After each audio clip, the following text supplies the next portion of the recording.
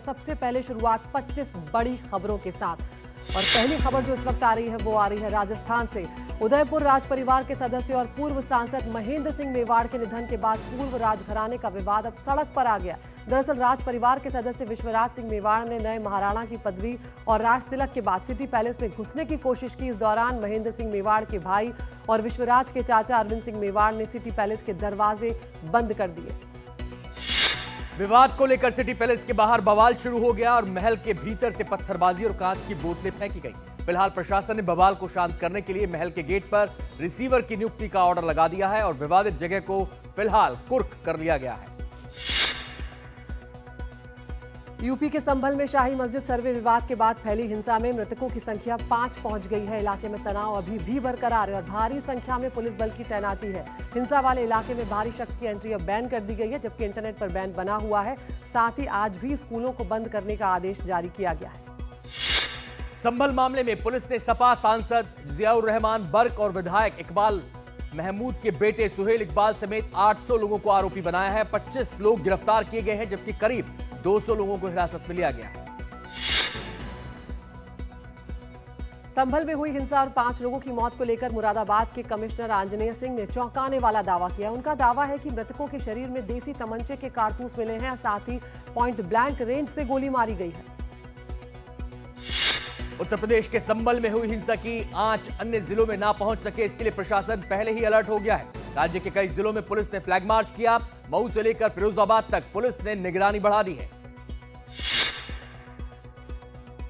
Jail में बंद पाकिस्तान के पूर्व प्रधानमंत्री इमरान खान की रिहाई की मांग को लेकर उनके समर्थकों ने राजधानी इस्लामाबाद की ओर कूच कर दिया है। इमरान खान की पाकिस्तान तहरीक इंसाफ यानी पीटीआई के समर्थकों को इस्लामाबाद में आने से रोकने के लिए पुलिस ने भारी नाकाबंदी कर रखी है। इमरान समर्थकों के मार्च को रोकने के लिए पुलिस ने सड़कों पर भारी कंटेनर रख दिए हैं, लेकिन प्रदर्शनकारियों ने इन्हें हटा दिया। इमरान की पार्टी पीटीआई के नेताओं ने दावा किया है कि पंजाब प्रांत में उनकी पार्टी के 490 कार्यकर्ताओं और नेताओं को गिरफ्तार कर लिया गया है, जबकि सैकड़ों कार्यकर्ता और नेता लापता हैं। अप्रैल 2022 में अविश्वास प्रस्ताव के जरिए इमरान खान की सरकार गिर गई थी। प्रधानमंत्री पद से हटाए जाने के बाद इमरान पर सैकड़ों मामले दर्ज किए गए और वो फिलहाल रावलपिंडी की अदियाला जेल में बंद है। बांग्लादेश के इस्कॉन से जुड़े धर्मगुरु चिन्मय कृष्णदास प्रभु को गिरफ्तार कर लिया गया है। रिपोर्ट्स के मुताबिक उन पर देशद्रोह और सांप्रदायिक सौहार्द बिगाड़ने का केस है। चिन्मय प्रभु के सहायक आदि प्रभु के मुताबिक उन्हें ढाका के मिंटो रोड स्थित डीबी कार्यालय ले जाया गया। चिन्मय कृष्णदास प्रभु की रिहाई की मांग को लेकर ढाका में प्रदर्शन शुरू हो गए हैं। प्रदर्शनकारियों ने ढाका के सहबाग में सैकड़ों सड़कों को जाम कर दिया। इसके साथ ही दिनाजपुर और चटगांव में भी सड़कें जाम करके प्रदर्शनकारी नारेबाजी कर रहे हैं।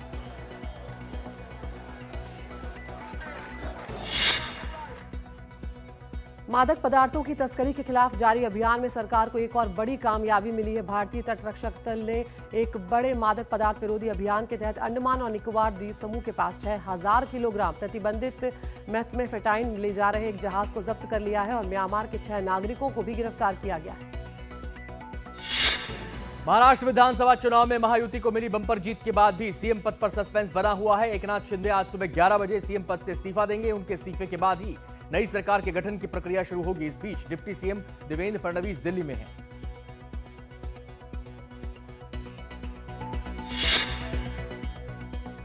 महाराष्ट्र चुनाव के बाद शिवसेना यूबीटी के विधायकों की बैठक में सर्वसम्मति से आदित्य ठाकरे को दोनों सदनों का नेता चुना गया। भास्कर जाधव को शिव नेता यूबीटी समूह का नेता चुना गया, जबकि सुनील प्रभु को मुख्य सचेतक नियुक्त किया गया है।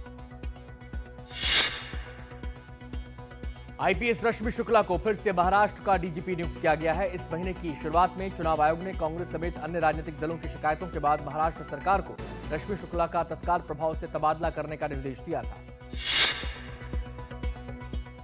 झारखंड में चुनाव में जबरदस्त जीत दर्ज करने के बाद हेमंत सोरेन अपनी पत्नी कल्पना सोरेन के साथ दिल्ली पहुंचे। सोरेन दिल्ली में राहुल गांधी, सोनिया गांधी, मल्लिकार्जुन खड़गे के अलावा आम आदमी पार्टी के संयोजक अरविंद केजरीवाल से मुलाकात कर उन्हें शपथ ग्रहण समारोह में आने के लिए आमंत्रित करेंगे। संविधान को अपनाने के 75 वर्ष पूरे होने के उपलक्ष्य में केंद्र सरकार पूरे 1 साल चलने वाले कार्यक्रम की आज से शुरुआत कर रही है। हमारा संविधान हमारा स्वाभिमान अभियान नाम के कार्यक्रम की शुरुआत पुराने संसद भवन के सेंट्रल हॉल से होगी। संविधान दिवस के मौके पर सुप्रीम कोर्ट में आयोजित होने जा रहे कार्यक्रम में प्रधानमंत्री नरेंद्र मोदी हिस्सा लेंगे। कार्यक्रम भारत के सर्वोच्च न्यायालय के प्रशासनिक भवन परिसर के सभागार में आयोजित किया जाएगा। समारोह के दौरान पीएम मोदी 2023-24 के लिए भारतीय न्यायपालिका की वार्षिक रिपोर्ट भी जारी करेंगे और वहां मौजूद लोगों को भी संबोधित करेंगे। आपका पैन कार्ड बदलने वाला है। मोदी कैबिनेट ने अहम फैसला लेते हुए 1435 करोड़ के पैन 2.0 प्रोजेक्ट को मंजूरी दे दी है। अब नया पैन कार्ड QR कोड के साथ आएगा। इस फैसले का उद्देश्य पैन को सरकारी एजेंसियों की सभी डिजिटल सिस्टम के लिए कॉमन बिजनेस आइडेंटिफायर बनाना है। प्रधानमंत्री के नेतृत्व में केंद्रीय मंत्रिमंडल ने सोमवार को छात्रों के लिए वन नेशन वन सब्सक्रिप्शन को हरी झंडी दे दी। ऐसा कहा जा रहा है कि वन नेशन वन सब्सक्रिप्शन योजना लागू होने से छात्रों को बड़ी मदद मिलेगी। इस योजना पर करीब 6,000 करोड़ खर्च होने का अनुमान है। दिल्ली की आम आदमी पार्टी सरकार ने बुजुर्गों के लिए पेंशन योजना फिर से शुरू करने का ऐलान किया है। पार्टी के संयोजक अरविंद केजरीवाल ने कहा कि दिल्ली के 5.5 लाख बुजुर्गों की पेंशन दोबारा शुरू की जा रही है। मुंबई आतंकी हमले को 16 साल हो गए। 26 नवंबर 2008 को हुए इस हमले के शहीदों को श्रद्धांजलि देने के लिए गृह मंत्री अमित शाह आज मुंबई में होंगे। 26 नवंबर 2008 की रात पाकिस्तान से आए 10 आतंकवादियों ने पूरे शहर में कत्लेआम मचाया था। इस हमले में 8 पुलिस वाले शहीद हुए थे, जबकि देश विदेश के 164 नागरिकों की जान चली गई थी।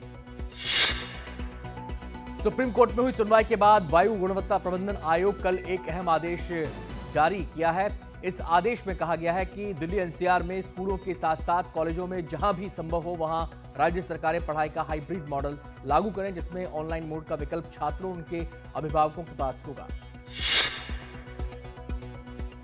इजरायल और हिजबुल्लाह के बीच लंबे समय से तनाव देखा जा रहा है, लेकिन इसी बीच एक बड़ी खबर सामने आई। CNN की रिपोर्ट के मुताबिक इजरायली प्रधानमंत्री बेंजामिन नेतन्याहू ने लेबनानी समूह के हिजबुल्लाह के साथ सीज फायर समझौते को मंजूरी दे दी है। हालांकि समझौते के कुछ बिंदुओं पर अभी भी दोनों पक्षों के बीच बातचीत चल रही है। IPL 2025 की मेगा ऑक्शन खत्म हो गई है। ऑक्शन में कुल 182 खिलाड़ी बिके।